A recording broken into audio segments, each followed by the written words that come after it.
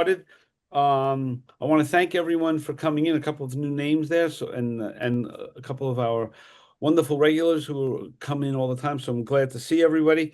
I want to thank B&H, Pro Photo Daily, Photo Shelter, Epson, and American Photography for always being there with us. I cannot thank Madeleine Kelly, who's our presenter tonight, who's coming from Ukraine in the middle of the night to present for us.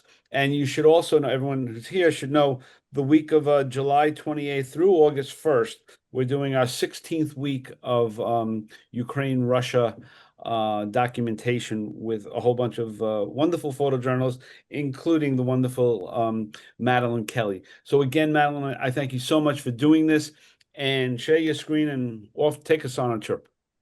Perfect. Thank you for having me. I'm always happy. And luckily this one is a little bit different, so I'm able to do something. I love Ukraine, but it's nice to do something outside of Ukraine. So recently, I believe I started in February and went through all the way to the end of April. I was in Sierra Leone, so rural upcountry Sierra Leone. So as I was mentioning at the beginning, if you've ever seen the movie Blood Diamonds, obviously the town of Koidu, where there's a lot of diamond mining, still going on. And if you go 3+ hours up country on the back of a motorbike, you'll end up in these small rural villages. And so I was able to follow and document a aid work group. So it's called International Mutual Aid, and they have been working in Sierra Leone and specifically this village since 2014 during the Ebola outbreak. Um, and so I worked with them. I actually know both the people from Ukraine. They also work out here, not the organization, just the people. And So what do they do? What does the organization do, Madeline? they provide free medical care for the area. So, and as we'll see when we go through here, there's a lot of very simple things that are missing in Sierra Leone. It's interesting. In this photograph, there's a guy with a jersey. That's a Jet jersey, New York Jet jersey. Sanchez is a quarterback for used to be a quarterback for the Jets. So when you wonder what happens to all these jerseys when people get traded, they end up in these places. It's Yeah. pretty. And all the like donated shirts and stuff end up here. I actually found drying out on a rock near the house where everyone lives in when visiting a Colorado Colfax High School, like one of the high schools from Colfax, like East Colfax. And I was like, Really? that's from Denver. I know exactly where that is. And so like any you find where all the donated clothes go. It's really funny. Yeah, that's wonderful. Yeah. But so yeah, so I was working with this group and they were absolutely wonderful. And what they do is they go into the village once a year for an extended period, 2, 3 months, and they provide free medical care. So this year they brought in multiple nurses, a PA, physician assistant, sorry, there's no S on there. Um, and they just provide free medical care for anyone who comes to the clinic. And so, oh, Will the people in the village accept these medical people coming in and believe in the medicine, or do they have to be oh yeah. convinced? Oh yeah, they absolutely love it. So that's actually Yeah. what this photo is the welcoming ceremony. Mm. So I was told that we are gonna get like a warm welcome. What I did not realize is what that meant is for the last 5 kilometers of the road, all the children would be running after the truck, like absolutely sprinting after it, and the entire village and some of the surrounding villages would show up and like do a giant welcoming ceremony. And part of that is some of these traditional dances um, with these grass skirts. So they'll like we'll stop at the very edge of the village and we'll just end up walking with the entire ceremony to the house in the center. This group has been there since 2014 during Ebola. And Colin and his wife Jin, who run it, were initially planning on only staying for Ebola, but they realized how bad things are in Sierra Leone. You know, it's one of the poorest countries in the world. It has one of the highest maternal death rates. Very easy preventative medical care is often ignored and overlooked. So they decided to stay and they opened up a clinic. They work directly with the Ministry of Health and they continue every single year with other volunteers to come out and just provide medical care. everything is free. People don't have to pay for visits, they don't have to pay for medications, they don't have to pay for any of this. And then they also run with in-country um, in-country staff, so in-country nurses, in-country medical providers who are able to do more medical care than normal year-round. The nearest hospital to the village is in Koidu Government Hospital, and that's again, if you're speeding in the real emergency, an hour and a half away on motorbike. So imagine if you broke your leg, or if you have a punctured bowel, or any sort of severe medical situation. Last year, Colin had a patient that a tree collapsed on him when he was timbering it, and just completely like broke everything. And they had to hold this man in between them on the motorbike. So you have the driver, the patient, Mm. and the provider. And so, you do it with mothers who are pregnant and are having issues with birth, and or newborn babies, and you have to get them all down this mountain by motorbike. Um, it's an And absolute how many nightmare. people are how many people are part of the crew? For transportation or just for the clinic itself? The clinic itself. So they have a few people who work in country. So they have Moses, Abu Bakar, Ella, and those are all so Moses and Ella are medical providers. They have support staff, Abu Bakar, Patrick, and then they have traditional birth assistants, which are Sia and Margaret. So they're the ones who go to the Women's Health Center, which is just a building next to the clinic, for the births. A lot of the births are done um, luckily, in the village now, Gbamadu, they have Ella, who's a nurse. She was with MOHS, she retired and then came back with IMA, so she's able to be there for more emergencies. But most of the births are done at home, which is why it is the highest maternal death rate. It is absolutely insane how much women are not given treatment um, during pregnancy and birth, which is why the village is very excited when everyone shows up. They absolutely it was a very very warm welcome, very overwhelming if you've never done it before. Absolutely terrified me because out of the bushes ran like 30 children from absolutely nothing, beautiful jungle to like 30 children swarming. Terrifying. And how do they know that you're coming? So we actually have to there's a very interesting system in Sierra Leone. Sierra Leone is run by chiefs, tribes. So they have like the paramount chief, the section chief, the village chief, the town chief, like all these chiefs. And in order to be able to do anything, you actually have to get approval from them. So even though, they've been working with this village for 14 years, they still have to go and approve it. When we first got there, we had to go to the paramount chief in Koidu to make sure that like we got approval to do everything. So they're given a warning because they have to have and also because the in-country staff, everyone knows that the in-country staff will tell everyone when they're coming in. So it's easy for them to kind of plan it. Um, the only hang-ups are when people get sick. On both times, we had two different sets of other providers, a couple from Norway and a couple from the US. Both of them got very sick on their first day in Sierra Leone. It's a don't drink the tap water or try new foods situation sometimes Yeah. if you're not used to rough tap water. Okay. Um, but yeah, so they do a lot of good work. Oh, let's see. There we go. So this is Colin. So the white gentleman is Colin. He's was the one who founded International Mutual Aid with his wife, and then the woman is Jenny. She's the Norwegian nurse who was able to come out and help volunteer with her boyfriend Alfred. And so this is kind of a look at what the clinic has, and I think it's important to really talk about this one. This gentleman actually had bacterial meningitis. And so for non-medical people, bacterial meningitis is one of the most horrific things that you could really see or experience. There was in this moment, if you can't tell by Colin's face, everyone thought this poor man was going to die. There was absolutely nothing that they could do. But they did everything they could. They have this held together IV stand, and it's that big like metal rod in front of Right. Jenny's face. It's like taped together, held together. It doesn't sit even. It sits like this the entire time. It's just barely hanging on for dear life. And then the only oxygen in the entire village is that one container in the back of the bed. And that's it. So that's all they have to work with is these very like rudimentary, very simple um, things. There's not a CT scanner at the hospital. You can't get an MRI anywhere outside of the capital.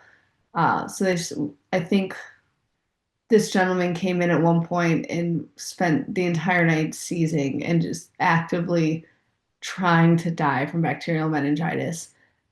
And the entire team, so it was Alfred, Jenny, Colin, and Jin, spent the entire night staying awake trying to keep this man from dying. And he was brought in from a village in the surrounding area. So there's a bunch of smaller villages around that a lot of the patients will come to. And the family said if IMA was not there, they wouldn't have gone to any sort of medical treatment, and this man would have 100% died at home. And there's a very good chance as well that this was during Ramadan. And so bacterial meningitis is highly contagious. So if you're sharing food with someone, if you're sharing drinks with someone, you can contract bacterial meningitis and kill you Mm. from someone, which is why in the US, when I was in high school, there were all those ads that were scaring kids away from don't share your drinks or you could get bacterial meningitis and die because it's true. You can. And so everyone that knew this man was told the next morning, come to the clinic and get prophylaxis. Just a very simple one dose medication. You take it at the end of the, because Ramadan, they had to wait so that way they could take it. End of the day, you take it, you should be fine if you have any symptoms come in. And luckily, because they were able to catch that this was bacterial meningitis, they were able to save this man's life. He walked out of the clinic a couple of days later, and no one else caught it. And it was just a nice, simple um, fix, but it was absolutely terrifying. All night was just this image of using anything that they could to try and keep keep this man alive. Um, and you can see we have and a lot of the patients come in with more chronic, smaller issues. This was a young boy from the village who has this really bad eye problems. And they keep trying to figure out what it is. So they are able to refer down to eye doctors in Koidu, but you have to get like referrals. So it's an entire process that they do. But they're able to do, small treatments. So if you have something in your eye, they're able to check for it. They're able to look. So they do any treatment that they feel comfortable with as medical providers there. But this young boy, you can kind of see around his iris that just ring of something, and no one was quite sure what it is, but it's on both eyes. Um, he's fine. His eyes are just irritated and annoying to him. Um, but he was very frustrated by what was going on with his eyes. And I really like this photo just because it's very, uh, I think, simple in a very Poignant way. appealing way to me. Yeah. Um, It just kind of has this nice look to it. And, as someone who kind of likes weird medical stuff, you can kind of see just like a little weird medical thing. Um, and every time in the clinic, it's like, are photos okay? And every single person was, yeah, no problem. They were absolutely happy. Like it was every single person. I don't think I got a single no in regards to photos. They were all very excited to have photos taken, which And was how long were you with them, Madeline? with the group. So I Yeah. was there February. I initially was only supposed to end like end of February, so like February 28th. I was only supposed to stay till April 1st. But on March 31st, I decided to extend another month. And then I went back again with just Jin in May for a week and a half.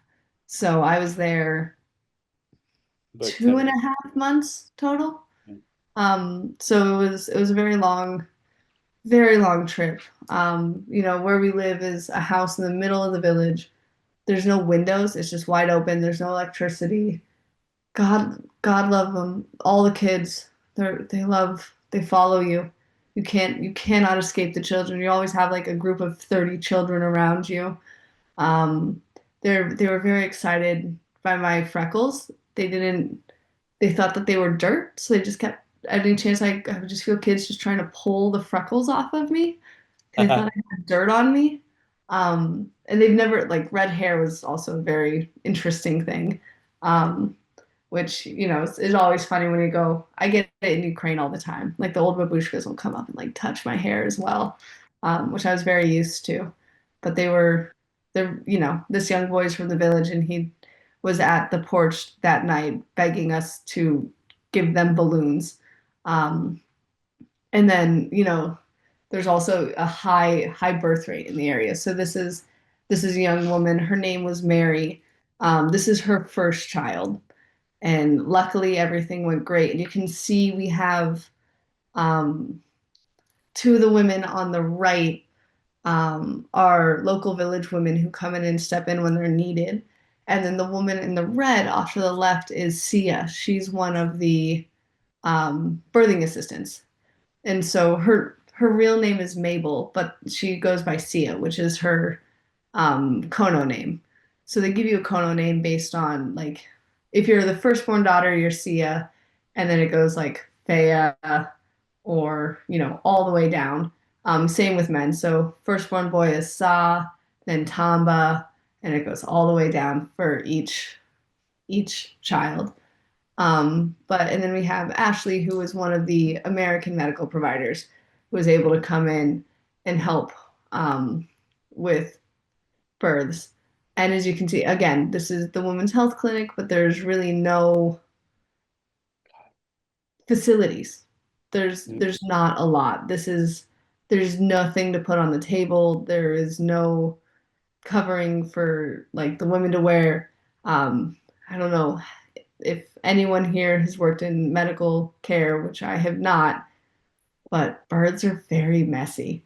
They are there's at one point there was another birth later in the time there, and Nurse Ella, bless her, she goes, "Hey Maddie, you should step back a couple of feet. You're gonna get splashed." And I was like, "What do you mean splashed?" And I stepped back a couple of feet, and sure enough, I don't know what it was, but it splashed all over the area that I was standing at. It's like, oh, thank you, you saved my pants. But it's extremely messy. And And luckily, this was a good yeah, outcome for both baby and mother. great. And Maddie, how do you stay? I mean, you're there for 10 weeks intermittently. How do you stay motivated? Like in the day in and day out grind. The people really love photos. Like Yeah. everyone is so excited for photos. They a lot. I'll be able to go through like some of what we did, but they're like, "Do you want to come see this? Do you want to come do this with us?" Will you take? They call them snaps. So the Creole word, which is like it's like English mixed with kind of like it's a very strange kind of English, and it takes a second to get used to. But they call them snaps, photos. So they're like, come take snaps. And everyone is excited for photos. I don't think I've ever been so welcomed with a camera in my entire life. They are so excited to the point where I was like, all right, guys, I don't want to take photos anymore. I've run out of energy to take photos. Um, and there are some days where it's just you sit on the porch and you have a day off, or you're in the jungle and it's nice. There's no electricity, but with that is pit latrines, bucket showers, and giant spiders, um, and venomous snakes, which are less of a problem for me, but a big problem for a lot of other people. Um, but it's a very interesting place. And then the other nice thing is you have outcomes like with this young boy Tamba. So he came in from one of the local villages, and I don't know what was wrong with him, but in this moment right here, he was dying. There was a conversation of, do we bring him down to the government hospital? And he won't make it. So they spent hours getting this young boy stable. And the mother, who's the one with the hand on his head, she's effectively mute. And then the father is, who's in in a picture, couple slides later, he is, has developmental disabilities, but they're able to, they're like, we love their son, brought him in, and he was actively dying. And so they're able to stabilize him for the day. And the village chief said, I have an extra house, for a lot of the people who come in for treatment. Sometimes they're able to go not in the clinic. So they'll go and stay with family in the village because, a lot of these villages are very interconnected, and family is a very important part of the culture. Uh, but sometimes they don't have that there. Like this couple did not have family that they could stay with in the village. So the chief was like, all right, we have extra space in the house, come stay. So patients who are well enough to not be in the clinic, but also need to be checked up on, will stay in the village. And later that night, again, everything is done without electricity. It's all headlamps. We went to check on poor little Tamba, and he was degrading quite quickly. So he ended up going back up to the clinic for the entire night. And you can see here he is in this kind of house, being lit up by headlamps, receiving treatment to be checked up on. And that's when they realized that he was again unresponsive and needed to go up to the clinic and receive treatment for the rest of the night. And the good news is it was a great outcome. He was perfectly fine the next day. So this is a little boy and his father. He was a little, tired and hesitant and scared, but he was perfectly fine. And by the next afternoon, he was playing with balloons. Um, and this is on the porch of the house that the team lives in when they're there, and it's kind of hard to see. But if you're able to see my mouse, there are two little Yep. holes right on the side of this wall, and those are actually from the war. This house was actually taken over and lived in by Samuel Bakari, one of the most violent members of the RUF. And those holes in the wall were when he had one of the village members lean down and believe he was about to be executed, and they shot just above his head to scare him. Um, and in the back of the house, there's still bullet holes from where he executed all the local women up against the wall, all the young girls. And in my room, which is the one right behind them, you can still see the blood smears on the walls. And this was one of two or three buildings that was not burned down from the war and had to be rebuilt. So they decided to leave it kind of as a very specific, like, reminder of what the war in Sierra Leone was and what it took from the community and from its people. It Mm. was. I talked to some of the people. They're very funny. Um, they're very masculine men. They don't talk about their feelings, but they would come up and they'd be like, "Oh, you're in Ukraine." Yeah, yeah, I work in Ukraine. They're like, "Oh, so you're a soldier?" No, no, no, not a soldier, not a soldier. And they're like, "Oh, okay, combatant." Like, nope, not a combatant, but they mean like anyone who's involved with combat, they put as combatant. So at some point Mm. you're just like, yeah, all right, combatant. I'm not gonna win this war. I'm not Yeah. gonna win this fight. And they'll ask you, they'll like come up, they're like, Maddie, do you ever miss your friends? And you know that they're not asking because they really want to know the answer. They're asking because they want someone else to just say it to them. They miss their friends. They're thinking about their friends. And they just need like a very simple, like, yeah, of course. Like, do you ever have nightmares? It's like, yeah, yeah, of course. You just anything that they're asking, it's not because they need to know an answer. It's because Very they good. want to just hear that someone else is feeling the same way because they don't talk about it with each other that often. One of the gentlemen who will be in some photos later, his brother was killed when he was 14. His brother was a child soldier, and so was he. Um, and they spent most of their time in the war fighting against other child soldiers. So there's a lot of trauma and healing within the community. And I think the house that now hosts medical workers who are trying to keep people alive in the area and have them stay in a house like that is a very significant um, uh, symbolism is the word I'm looking for. Yeah, so you showed us before, and here's another one. Um, where are the dads? Oh, And the men are not involved in the birthing. okay, but and so another a follow-up question to that is the family unit as tight as it should be? Like is are their dads always with the kids? Like that kind of a unit, or is it scattered? It really depends. So Sierra Leone is about 50% Muslim, 50% Christian, and 100% confusing. Because Christian men, Muslim men, they all have multiple wives. And women will have multiple partners, but not multiple husbands. And so it's it's very confusing to figure out the family ties. But in the village, they call them like the family compound. So there's like the Johnny family, the Levy family, like all these little families. They live in these little like compounds. So they are all there, and they all have brothers in the area, and it's all very like it's a very tight knit family unit. So But the what is definition of the family unit is very different. It's so what is very the common denominator? These are all the man's children, or these are all the women's children? What makes up a compound?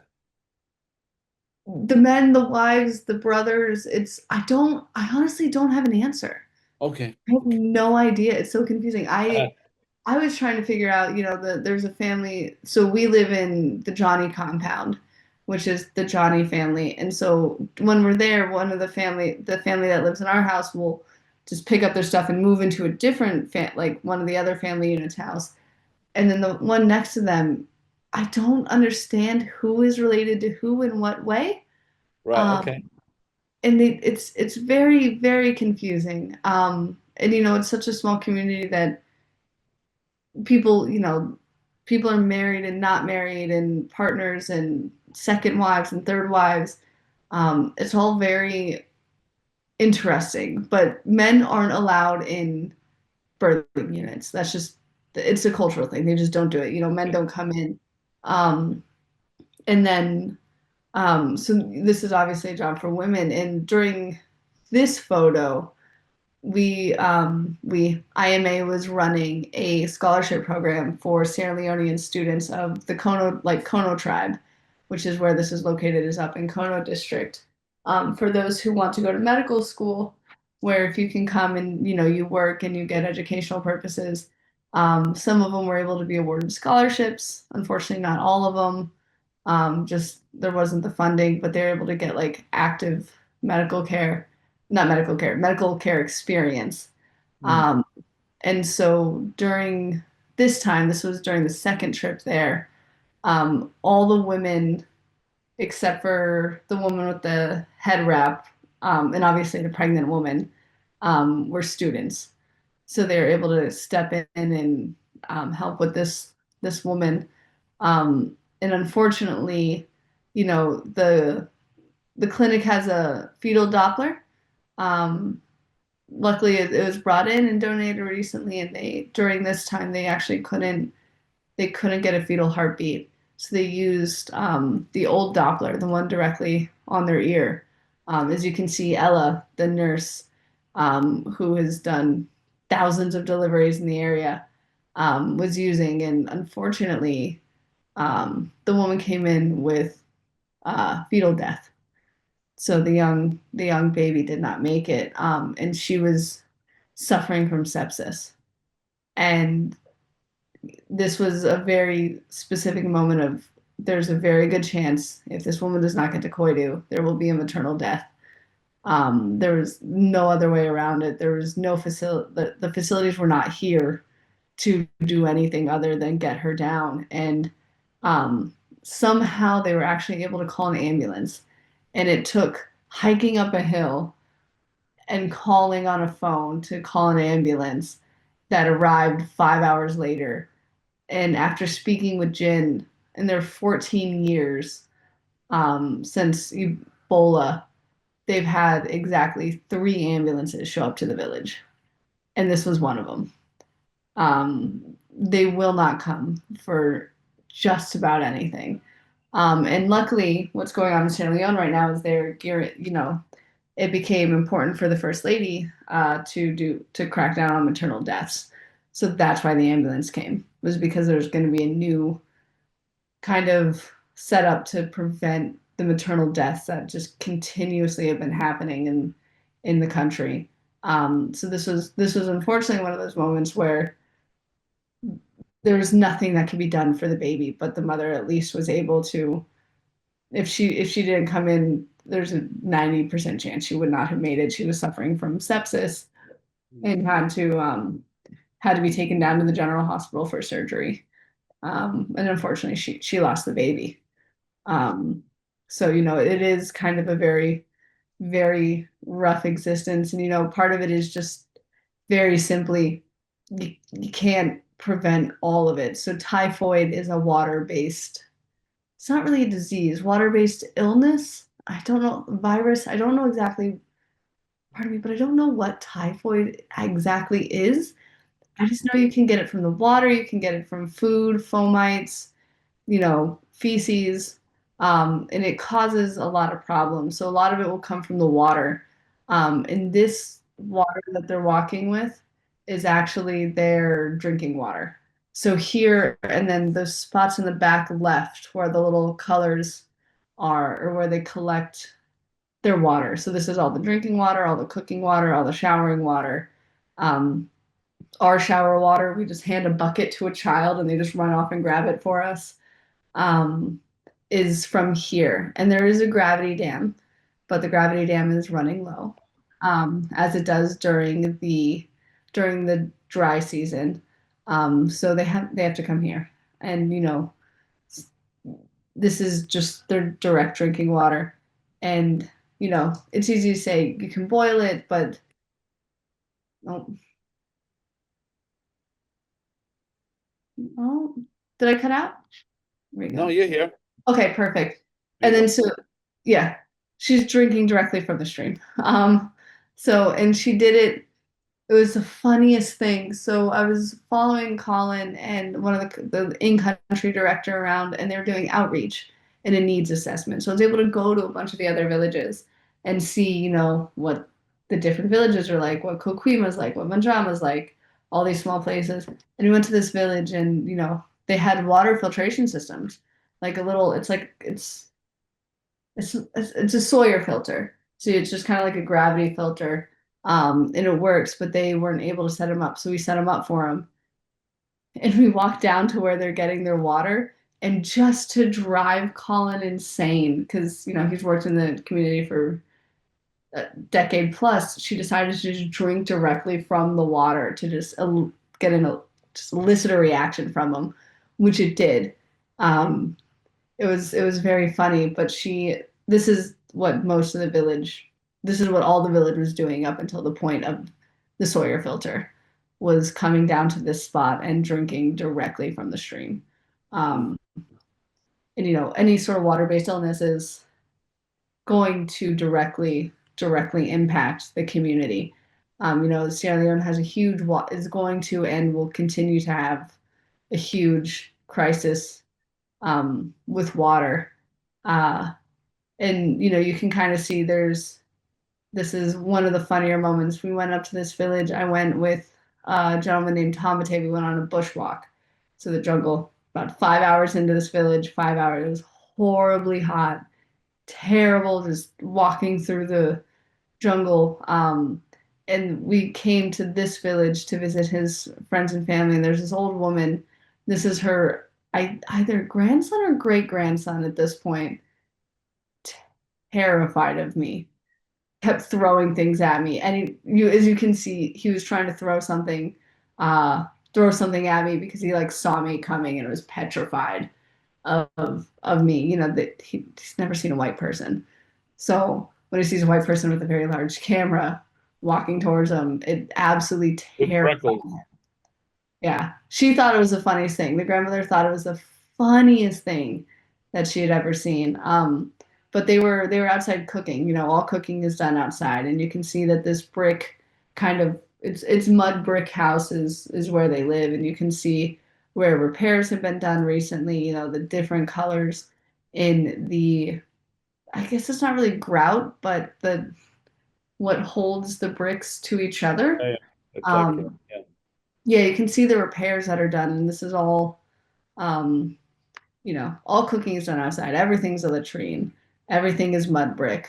It's very interesting and intricate how things are done. You know, you could say it's rudimentary, but I have no idea how to do any of this.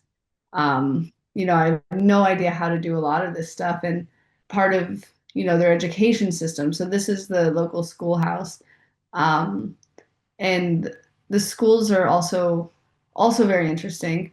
Um, all the teachers, at least in this school, are volunteers. They're not paid.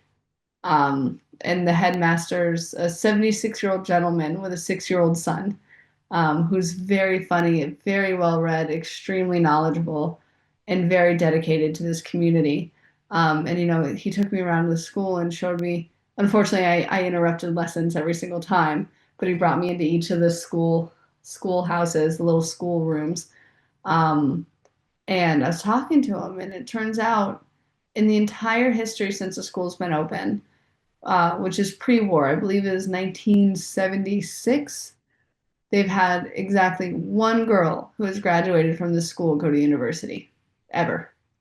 Um, there's not a lot of educational programs. There's not a lot of anything. They don't have workbooks. They don't have textbooks. They don't have really anything. And you can see it's all just kind of the best that they can do. But it is very unfortunately there's no funding. There's absolutely nothing. You know, when you're in one of the poorest countries in the world and you're in one of the poorest areas in the poorest countries in the world, in a spot that people don't care about because it's right next to the Ghanaian border, you there's a lot of things that can easily go missing or slip through the cracks. And then this is a view of the schoolhouse from the outside. Um, the young boys were trying to hit each other and they were running around. Obviously, he avoided getting smacked by quickly jumping off the schoolhouse ledge. Um, but the kids are also very violent with each other, which is the funniest thing. They will play this game where they stand in a circle and they sing like a song, and then they all stop moving. And the first person to move, everyone chases them and beats them. So it's kind of like, it's like Red Rover. It's one of those things that you used to do as a young Yeah. kid in America where you just kind of be very violent with each other.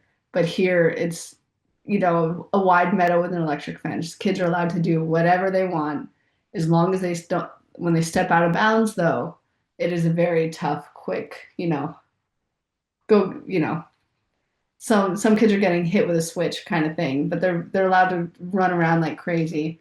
And they're very funny, absolutely insane, never ending. And you can see like some of the shoes here that the children are wearing, and a lot of I think it's very interesting to see that a lot of these clothes are donated clothes. A lot of these shoes are donated shoes. Um, it is a very very impoverished area.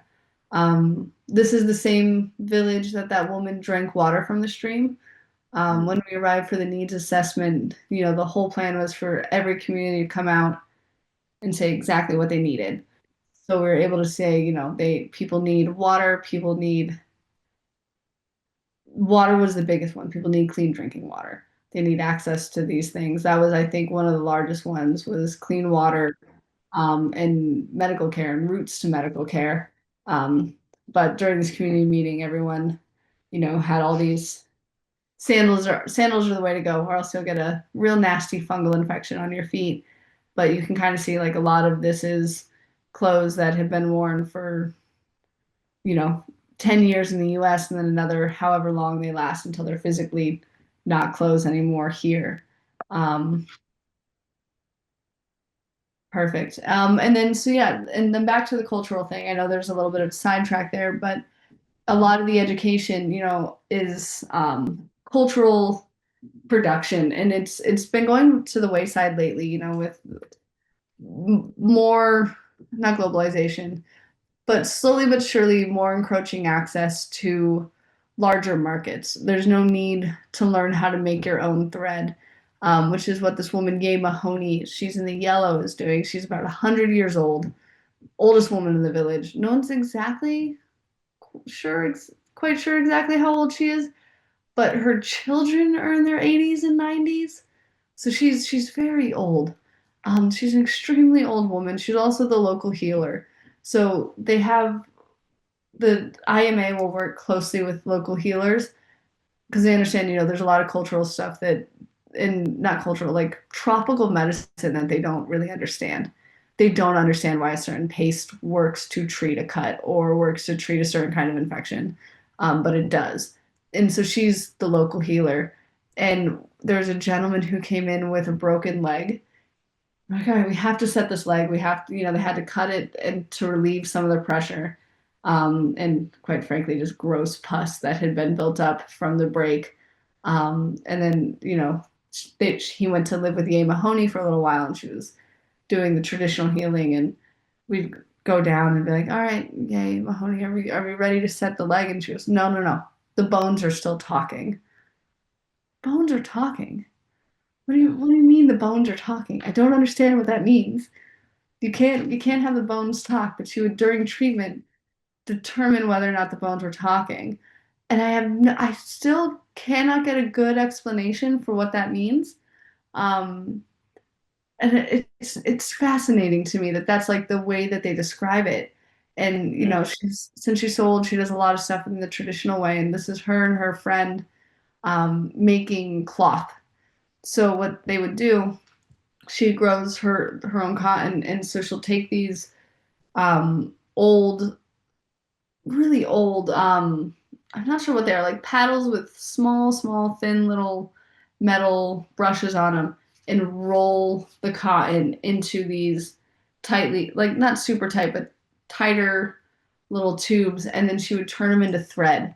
So she would, this small little stick on the shell that's sitting in the scarf there, it would spin. So she would spin it and then thread it out and turn it into a pile of workable thread, which is off. You can see a pile of it off in the bucket to the left. But she would do this, and she actually got these paddles from Guinea during the war. So, and these are old antiques from back then. So 20 years ago they were antiques. And so she still does this. She still makes them, and she'll just sit on her porch and make these threads. And she's a lot older now, so she doesn't do it as much, but she used to make entire cloths out of everything. And unfortunately, with the education system and the way things are going, a lot of it is being lost. Now they don't have to wait, a year to get something from the city. They can go down in, a day or a week. So there's really no need for a lot of these cultural practices and these cultural productions. So my second trip out there was solely dedicated, not solely dedicated. My personal project was solely dedicated to these very specific cultural traditions that are dying out. And this is a gentleman, Taeh Taeh. He's always up for fun adventures. He's very funny. He's a very weird, the most soft-spoken man you'll ever meet. You'll ask him a question. There's an animal called bush cat, which is just like a mildly larger than a house cat, jungle cat, that they eat sometimes. It's bush meat, so they'll go out, they'll eat it, they'll kill it and eat it. It's quite delicious. But they were going to go on a bushwalk, and a couple of the providers asked him, like, "Tamate, are bush cats dangerous?" And just very softly, "Yes, they will bite you." Just ask him the most, like, very strange questions. He always answers it in the same way. "Yes, they will do this. Yes." And Matt, do you keep notes? I mean, how do you remember all this? I mean, are you doing a diary daily? I mean, there's so much nuance.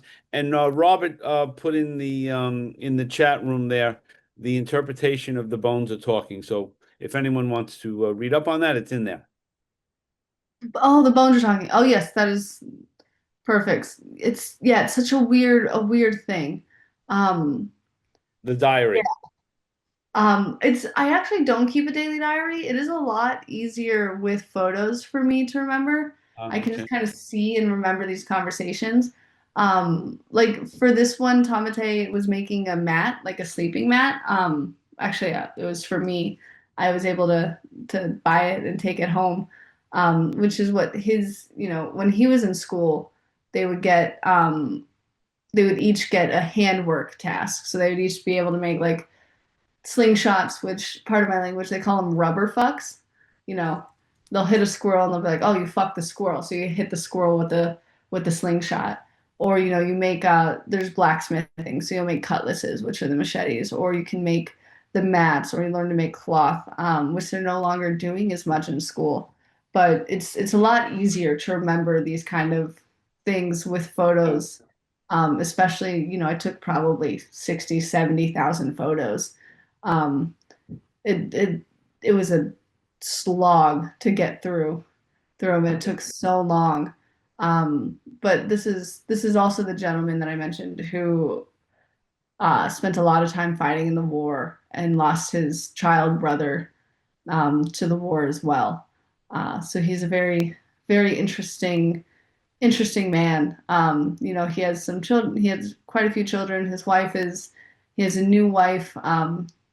He's very funny. He's very sweet. But he is also trying to keep up a lot of the cultural traditional practices. So I spent a lot of time with him and what he was producing. Um, and then also, food is a big part of it. So this is a woman named Mariama, and she is whenever we're there, she just cooks for us. So we're like, all right, here's everything you need for cooking. And this is unfortunately a chicken that I was given as a gift. Um, he was quite delicious though. He was very good. So when I went on that bushwalk and we stopped at that village with that screaming kid, the village chief gave me a chicken as a gift. So I had to walk the entire 5 hours back with probably 30 pounds of plantains and yams, a chicken, a cutlass, and a camera on my back, and water. 5 hours through the jungle, and this is the last image of the chicken that we were able to catch. And I just thought it was a fun little interlude of kind of the chaos that occurs there as So, well. so And this, Madeline, yes, what is motivating you to go back and document and get all these stories? I mean, like, how do you keep yourself going? I have to go back. I have to go back. I need to go back. I think it's the same thing that got me with Ukraine is the people.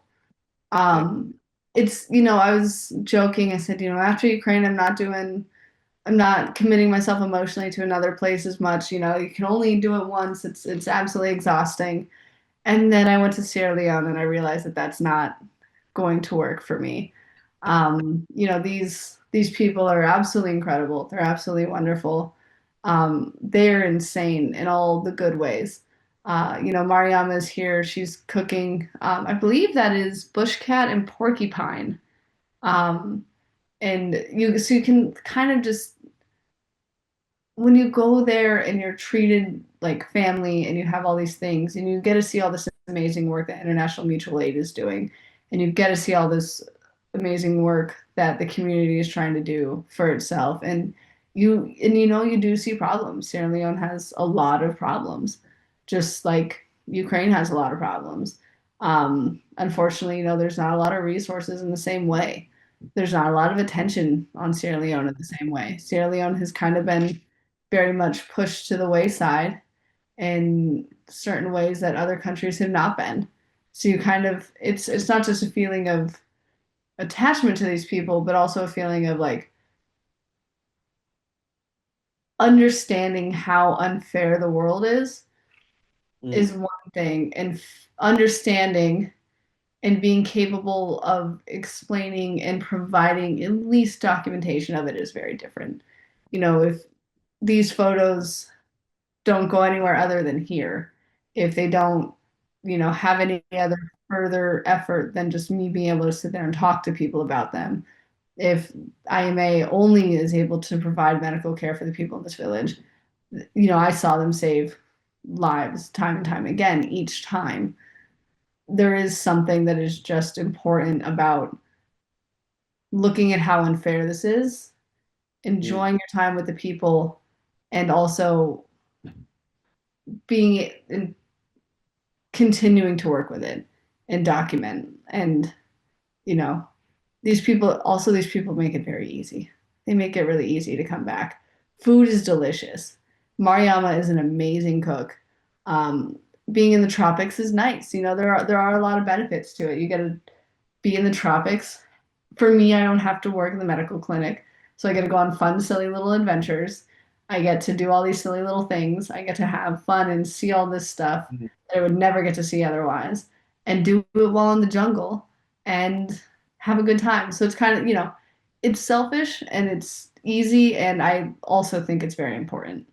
yeah. Um, you know, there's always the question of would you do it if the people were terrible? I have no idea. But luckily I don't really have to decide if the people are terrible. They're fantastic. Um, and they also just do, you know, the funniest things like this little girl. So they carry everything on their head. So you can see this little girl has decided that the doll that she had to be carried on her head, and it was absolutely terrifying because the eyes of the doll are gone. So she's just carrying this like eyeless baby doll around. It is absolutely just a very terrifying little doll that you can just see her walking around the village with on her head. Um, And when you leave and the group leaves, is there the same type of outpouring of love and respect, in the same way, or is it more muted? um, how do you mean? No, like when you came, everybody's out on the roads and cheering you on and running behind the truck. Now you're leaving. How does the village deal with that? Oh, they're very sad.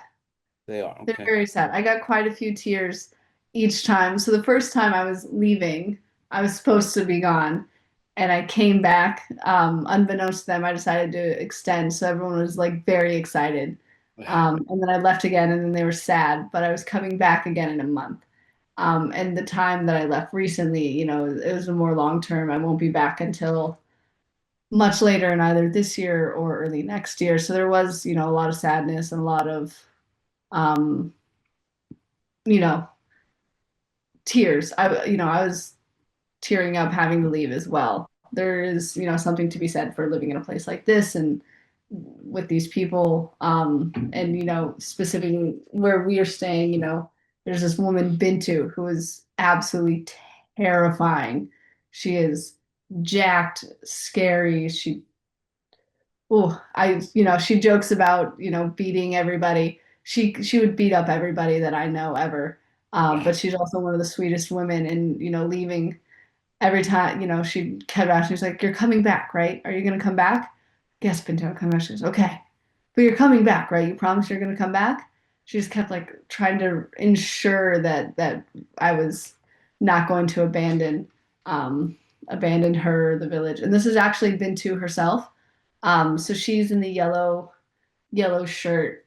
Um, and so the second time we went, I was dedicated more to cultural documentation. So we asked, the village, what is acceptable for us to document? There's a lot of stuff, like the Bush societies that there's no way that I will ever be allowed into it, that I'll ever be allowed to see what's going on. That is a very closed society. Um, and regardless of religion, it is something that everyone in the tribe does, but it's closed off to outsiders, which is fully acceptable. But there are these traditions that, like, you know what, yeah, you can document this one, and this is one of them. They decided, they do this fun little celebration dance where they'll dress up in their grass skirts and their, I'm not sure what to call them. They're not quite hats. They remind me of like the Pope hats. Mm. And they'll dance, and then they'll go around the village, and they'll go to every house, and they'll stop every motorbike, and you either have to dance with them or you have to give them cash to make them go away. So it's kind of like a fun little fundraising thing that they do. So it goes back into the community, but they do like this fun fundraising, and they cover themselves in this white kind of clay paste that they actually got from another NGO came out to try and dig a well. They dug the well in the wrong place during the wrong time. So if anyone knows any hydrology, you don't put a well at the top of a hill, you put it at the bottom of the hill because water tends to go downhill. So any sort of water collection is not going to be at the top of the mountain, it's going to be at the bottom. And you don't necessarily consider digging the well during the dry because there's not a lot of groundwater that permeates through it. So this NGO decided to dig a well at the top of the hill during the dry season and say, "Oh, we got nothing. Sorry, guys, you don't get another well." But what they dug up in the process was all this like really rich white clay.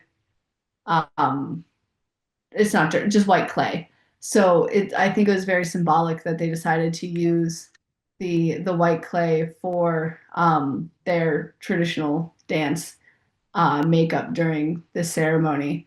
And then this is, it continuing through the night. There's no electricity in the village, so everything is done by flashlight. So unfortunately, once night comes, there's really without proper lighting, which is extremely rare. There's not a lot of photography that can be done. So you kind of at some point you're just going with it. There's like, all right, there's no more light. We're just gonna see what's happening here. But luckily, I was just able to capture this very soft silhouette of Bintu from a flashlight. But here's, a better image of the traditional dance, and you can see on the arms and the legs and the face the painting that they did for these cultural dances.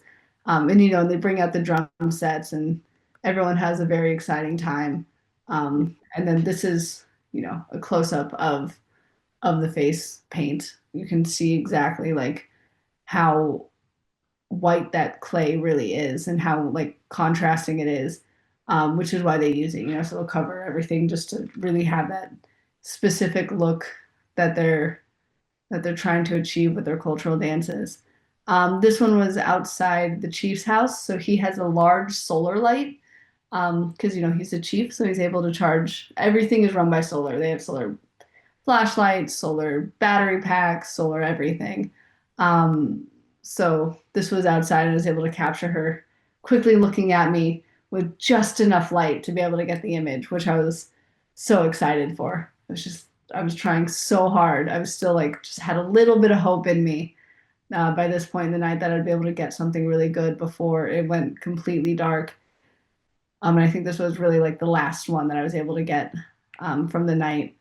But during the day, this is a welcoming ceremony. You can, very similar thing, but they did different.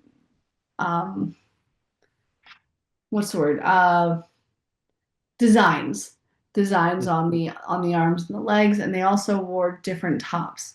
So you can kind of see the difference between the two of just like a normal t-shirt, a normal like shirt, and the kind of larger chunks of white that was painted versus the smaller, more intricate ones for the welcoming ceremony because the welcoming, it is one of the ones that is larger. It's absolutely the more interesting one that they do every single year, and they have these little. I don't know if it's yarn or what it is, but these yarn like mesh, not mesh, wire tops. I'm not exactly sure how to describe it. I would describe it as like fishnets, but I don't know if Mm. that's the exact thing for shirts, if you can call them fishnets. Um, but this is one of the ones, and there's a lot of welcoming in the community, and a lot of it is because I think this is the last image that I have for today, but this is also I think um, my favorite one that I took. This is in a village outside of Gbamadu, and this is obviously an old woman who is saying that she's not well enough to actually go to the clinic. And like, what can we do for her there? And she's looking up at the translator, kind of asking like, what can be done, how like I'm in pain, what can be done for me. And luckily, there was in the bag that everyone brings with them like some very rudimentary, and then people went back later on to do an outreach care. But this is, I think, a very apt description of how Sierra Leone is. Um, I think there's a lot of hope in the community, in the people, but there's also, this overwhelming fear of abandonment by Mm. people. Yeah, I was going to ask you, Maddie, what is the level of frustration from the for the medical team? Oh, it's frustrating. It's absolutely frustrating. I The mean, when you know that when you know that something's wrong with a patient and they can't do anything because there is just nothing that can be done, they it's immensely frustrating. Very simple, like a broken leg is completely life destroying. You can't get anything casted.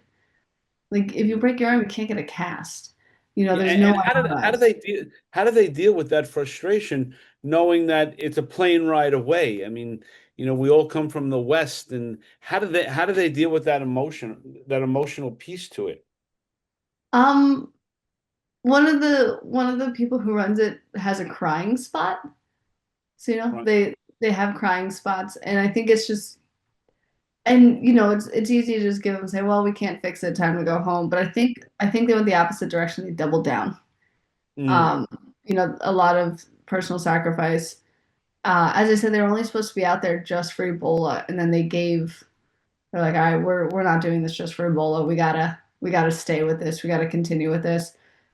And you can see, they have all this documentation that all this good work has been done. International mutual aid is able to track that kids are healthier, that people are healthier, that they're having less preventable disease issues, that they're having less HIV, less STDs.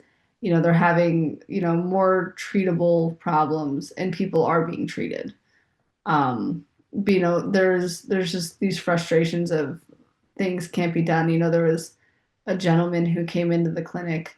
He was 34 years old, and you would think he was healthy because he had a six-pack abs, but everyone has six-pack abs, at least the men do, just based on how difficult the um, you know, manual work is. And he was suspected of having a bowel perforation, which is a trip down to the hospital. So I actually followed them down. One to be in the city and have internet for a little bit, and two to kind of follow him through the process. And I was in the room when they took the X-ray, and he had cancer everywhere, Mm. like everywhere, liver, lungs, bones, everywhere. And the only reason he came into the clinic was because he hadn't pooped in like 3 days, and he was like, "Oh, I have typhoid." Yeah. Um, and And, oh, yeah. sorry. Continue. No. And Maddie, one other thing is feeding off a comment that Aline was writing in the chat room. With our new administration, are those folks at all in tune? The people in the village, are they in tune at all what's going on in the states that we're cutting back on aid? I mean, do they really know that? Yes, They do. yes. How do they know that? And luckily people you can climb the hill and use your smartphone. So Okay. there's a building, and there is a rumor that in the village there will be a cell phone tower put in soon, so that way people will have access to phones and internet, which will be a whole new issue with misinformation, but that's a bridge we'll burn when we get to it. But they know about USAID. There was a moment when we were there the first time when it came through exactly how bad it was going to be, that there was unfortunately one of the members of another village actually hit physically one of the medical providers for being from the US.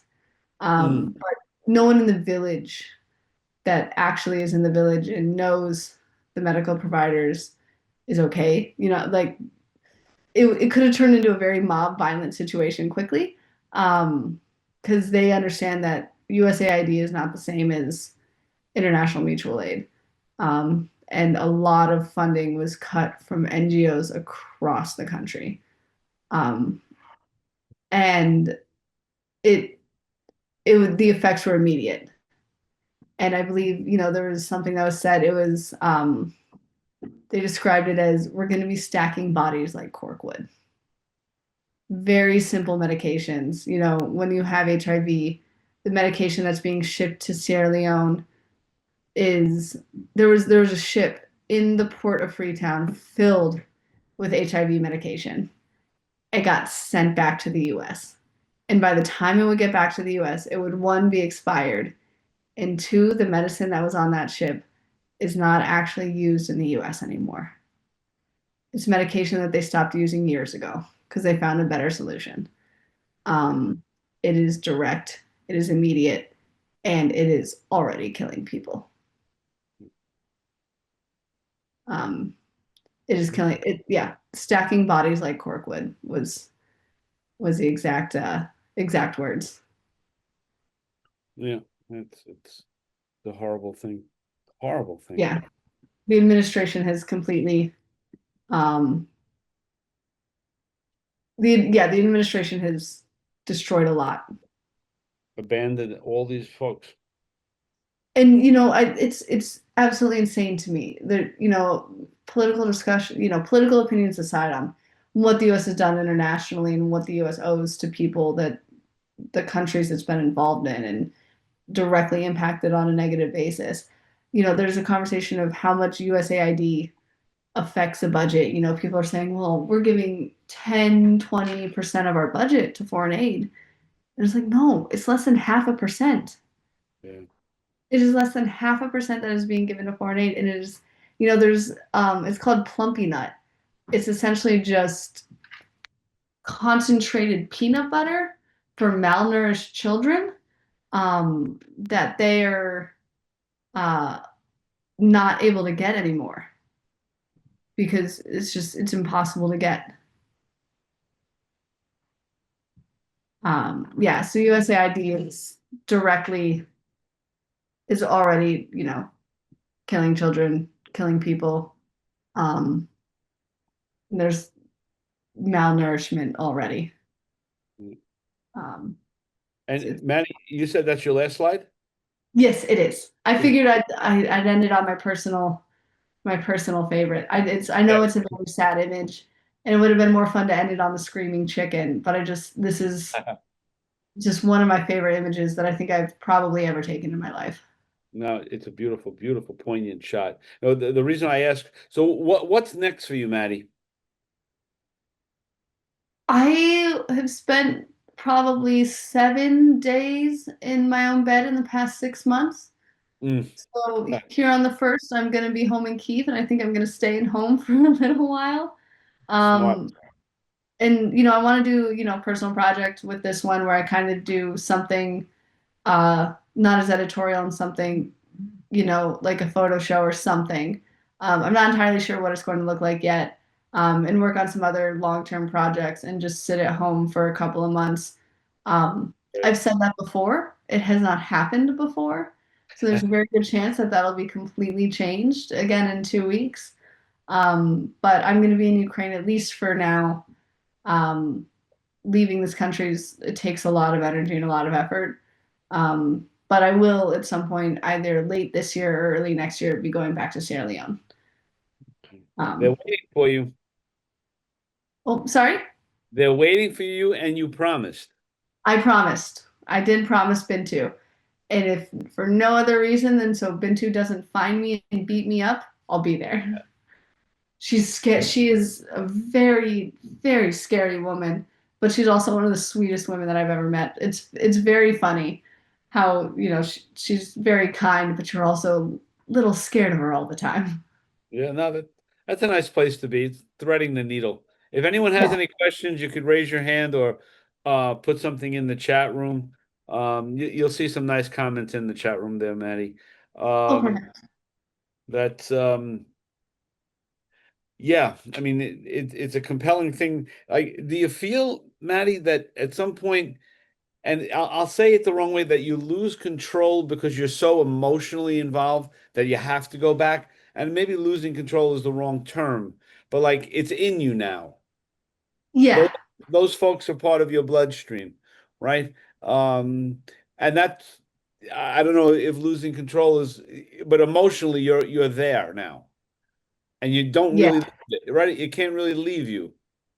No, and I think, it's it is important. I think, journalism and photography wants to be objective. And I think people in general want to be objective, and there's just no way to be objective. I don't think that there is Right. any sort of true objectivity. And I do think that there is a bit of, personal morality when it comes to it. And for me, that is working with a lot of empathy and, purposefully making sure that the way that I do my job is to portray people with dignity and with empathy and have and just do all of that. And, these people are very, very easy to work with. It's when you're there and you're treated so kindly and, every time, oh God, I'm an introvert at heart. I could spend weeks alone and not talking to anybody, and you have to say hello to everybody at any time. Like when we go to our latrine, we walk past two different houses, like two different porches, and every time you have to say hello, hello, how are you? I'm good. How are you? I'm good. And then on the way back, 2 minutes later, you have to do the same thing. And so anytime someone walks past your porch, they have to talk to you. And so I think I've said the words like Kono, good morning and good evening, more words than I've probably said in my life. And the Kono word for chicken, we joke that I started a small cult based around a chicken. So I got, again, the other chickens as gifts. And we decided to keep one of them because we thought it would be funny. So we basically tied this chicken on a leash, like, put it around his little leg and then had him on a leash. And, we had a little house made for him, like out of palm fronds. And for 4 weeks, we just had this chicken. And they thought it was the funniest thing that the white girl was obsessed with this chicken. So we'd go on chicken walks and we'd have all these, like, and Kona word for chicken is Taeh. Say, And so I went, oh, Taeh Taeh Taeh Taeh Taeh at one point because the chicken was doing something stupid. And the kids thought it was the funniest thing that they've ever heard. So all the children started going, oh, Tay, Tay, Tay, Tay, Tay, Tay.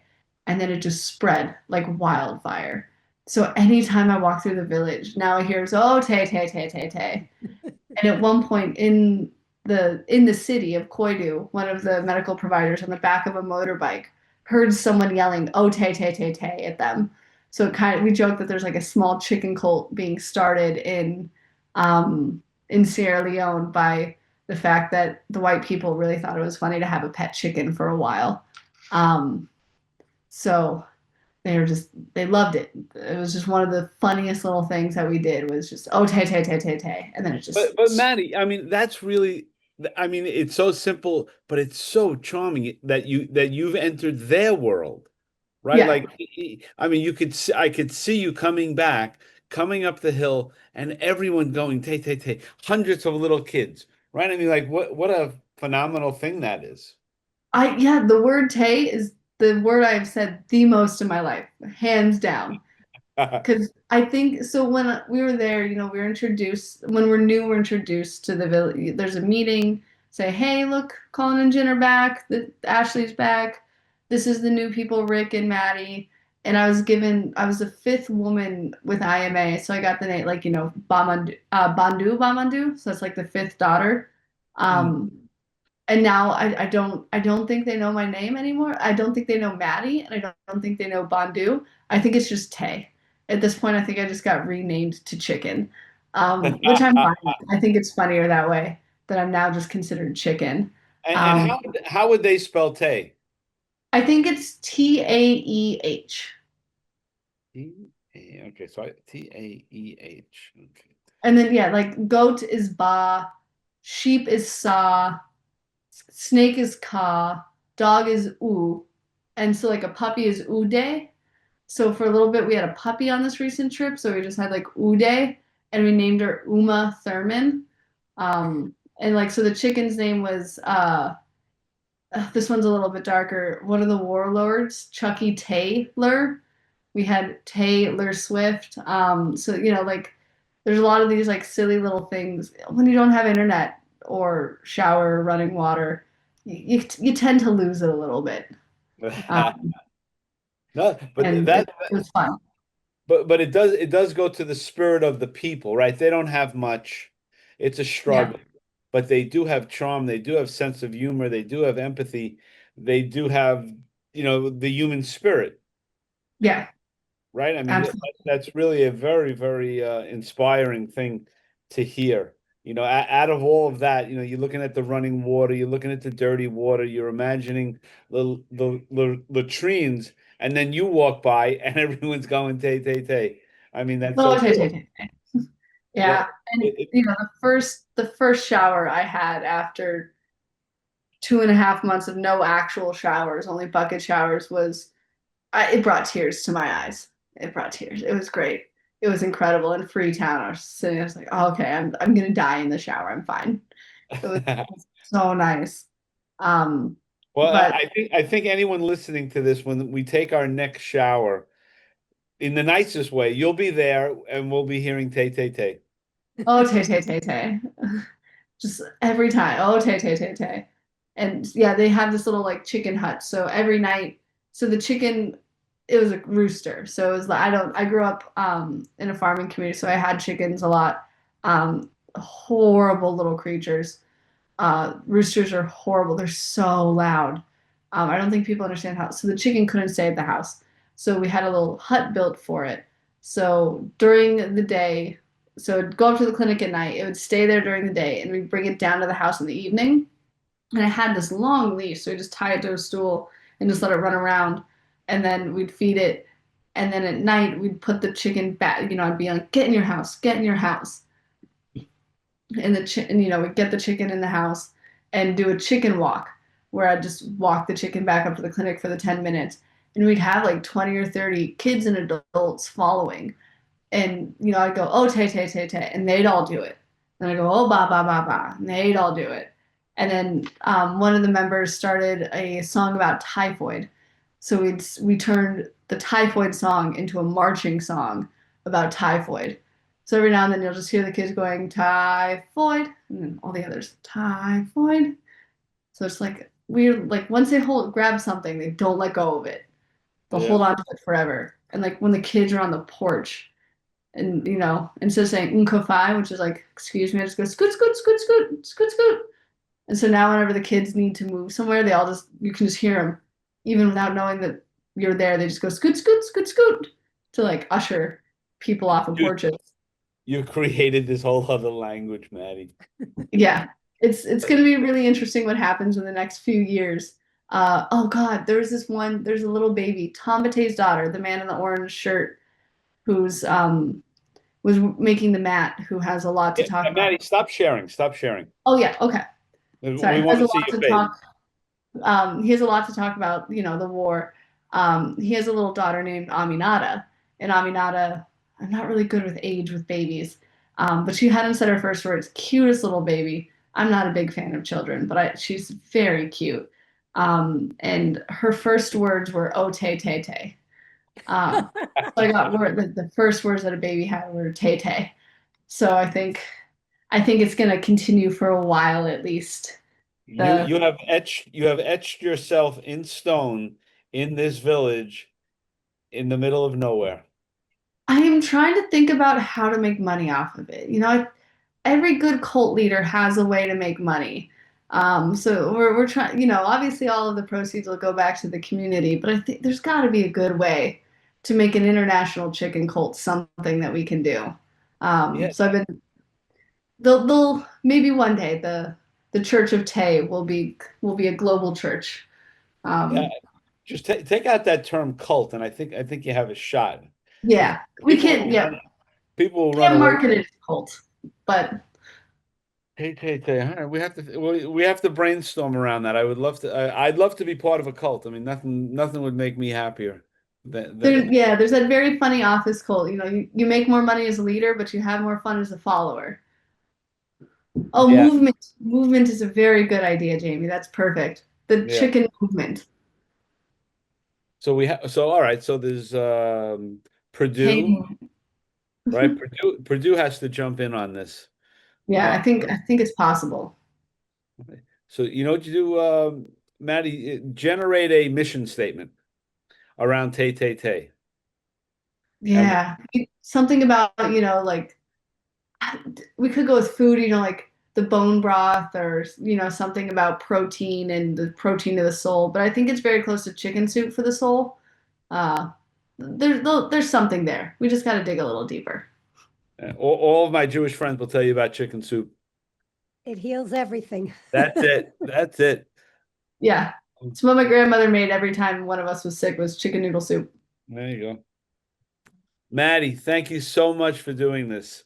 You've Yeah, thank you for having me. It's nice to talk about something other than Ukraine every now and then. Yeah, no, that's true. And uh but you took a tough topic, and you've made it fun, and you've made it engaging, and you've made us more and more aware, and you've inspired. So that's part of the job, right? The Yeah. job description. I'm glad, and I really hope that, I can give a lot of I'm sending it in the chat now, a lot of, people to at least, take a look at International Mutual Aid. They do a lot of incredible work.